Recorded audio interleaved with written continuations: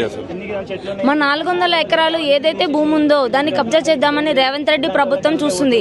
అన్యాయంగా అక్రమంగా విద్యార్థులను కూడా చూడకుండా ఒక గూండాలని నక్సలైట్ని ఎలా అయితే ట్రీట్ చేస్తారో ఆ విధంగా మా మీద అన్యాయంగా లాఠీ చార్జ్ కూడా చేయడం జరిగింది. గత 20 రోజుల నుంచి మా భూమి మాకు కావాలి అని చెప్పి అది మా హక్కు అయినా సరే మేము ముందుకొచ్చి అన్నిటికీ సిద్ధమని మేము ముందుకొచ్చి ధర్నాలు చేస్తుంటే పోలీసులను పంపించి ఎకరాలకి మీకు మీ యూనివర్సిటీకి ఎలాంటి సంబంధం లేదని అసెంబ్లీ సాక్షి కూడా చెప్పడం జరుగుతుంది. ఏం చెప్తారు దానిపైన? ఆంధ్రప్రదేశ్ ప్రభుత్వం ఉన్నప్పుడే అది ఐఎంజే భరతకి ఇవ్వడం జరిగింది ఆ ల్యాండ్. కానీ అది ఫేక్ కంపెనీ అవడంతో మళ్ళీ ఆ ల్యాండ్ అది పెండింగ్ లో పడింది. వైస్ ఛాన్సలర్స్ ఎవరైతే ఉన్నారో మా దురదృష్టవశాత్తు వాళ్ళు పట్టించుకోలేదు. కానీ పెండింగ్ లో ఏదైతే భూమి ఉందో కోర్టులోని హైకోర్టులోని డిసిజన్ అయిన తర్వాత మళ్ళీ ఆ ల్యాండ్ ఏదైతే ఉందో అది బ్యాక్ వచ్చింది. బ్యాక్ వచ్చిన తర్వాత ఆ ల్యాండ్ ఎవరిదైతుంది? మా దగ్గర నుంచి ఐఎంజే భరతకి మేము ఇచ్చిన మా ల్యాండ్ మళ్ళీ హైకోర్టు నుంచి మేము తీసుకున్నాం, మాకు వచ్చింది ఆ ల్యాండ్.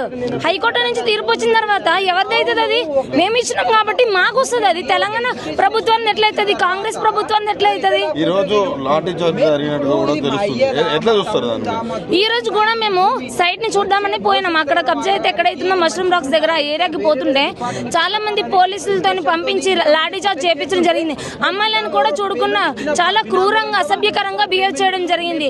లేడీ కానిస్టేబుల్స్ తో కూడా వాళ్ళతో కూడా కొట్టించడం జరిగింది. లాఠీ చార్జ్ కూడా చేయడం జరిగింది. నేను ఒకే ఒక ప్రశ్న అడుగుతున్నా, రేవంత్ రెడ్డి నువ్వే కనుక మనిషి పుట్టినట్టయితే ఒక విద్యార్థిగా వచ్చి నువ్వు ఆలోచించు.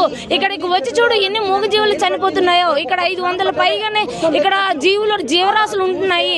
ఇది సమ్మర్ లో నేను గ్లోబల్ వార్మింగ్ ని కూడా నువ్వు ఎంకరేజ్ చేస్తున్నావు రేవంత్ రెడ్డి.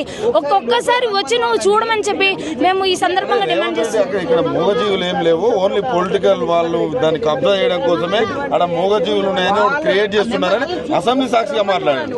దానికి ఏం చెప్తారు మీరు? రేవంత్ రెడ్డి నీకు గుంట నాయకులు ఎవరు కనిపిస్తున్నారు? ఎన్ఎస్సీఐ క్యాడర్ కనిపిస్తుందా? ఇక్కడ ఎన్ఎస్సీఐ క్యాడర్ ఎక్కడుంది? ఇక్కడ చూపించి రేవంత్ రెడ్డి వచ్చి మా విద్యార్థుల్ని మా హక్కు కోసం మేము పోరాడితే నువ్వు మమ్మల్ని గుంట నాయకులు అంటావా?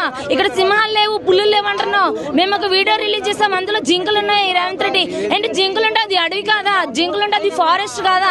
నీకు ఎవరు ఏ హక్కు ఇచ్చారు? నీకు ఎవరు ఏ హక్కు ఇచ్చారు? మా భూముల్ని నువ్వు లాక్కుంటున్నావు. నీకు ఏ హక్కు ఉందని మా భూములు నువ్వు లాక్కుంటున్నావు అని నేను ఈ సందర్భంగా డిమాండ్ చేస్తున్నా.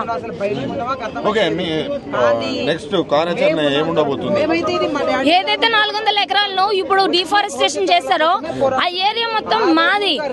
మేము హైకోర్టులో మళ్ళీ ఈ రోజు మేబీ తీర్పు రావచ్చు. మేము తీర్పు వచ్చినంత వరకు కూడా మా ల్యాండ్ మాకు వచ్చినంత వరకు కూడా ఇదే ధర్నా మేము కంటిన్యూ చేస్తాం.